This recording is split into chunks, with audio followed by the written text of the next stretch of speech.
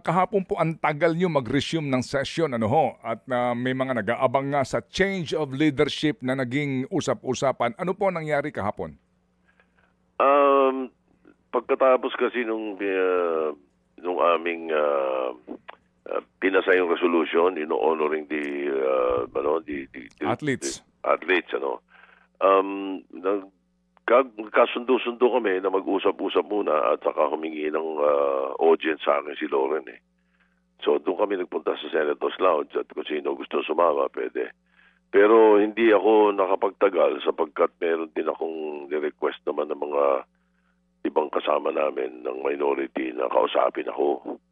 So umakyat ako doon sa opisina ko at pinuntahan ako nung isa-dalawa sa mga members ng minority. At yun, nagkikwento sila. So habang nandoon ako sa taas, sa opisina ko, yun namang mga kasama ko sa majority ay kinentuhan ni Lauren kung ano yung nangyayari doon sa mga pag-uusap nila nung earlier ata, one day before or kahapon ng umaga, parang ganon. Ganon yung nangyari. Pero apparently, kaya meron lang mga, di may iwasan yung merong mga gripes yung ibang members ng minority, kaya pinakinggan lang namin. Opo. Well, klaro ho naman po yun, ano? Yung kanila pong sentimiento, yung sa minority. Opo. But yun ho bang ibang miyembro ng majority meron ding sentimiento laban sa inyo? Ay, wala. Hindi, tsaka ang sentimiento hindi sa akin eh. Kaya alam mo naman po, lalong araw, ang panahon po ni Senator Salonga hanggang ngayon, 1988 hanggang ngayon, lahat ng change of leadership na nangyayari, 99% ng change of leadership na nangyayari, may problema sa Senate President.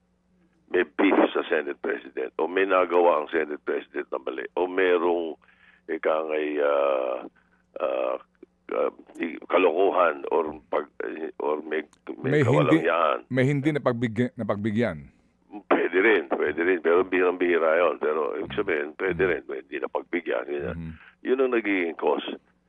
Kaya ang Senate President. Dito sa nakita namin, sa narinig namin, actually, yung sitwasyon ng problema, hindi yung Senate President eh. Mga kapatid, brothers and sisters, saan ka pa? Dito na tayo sa totoo.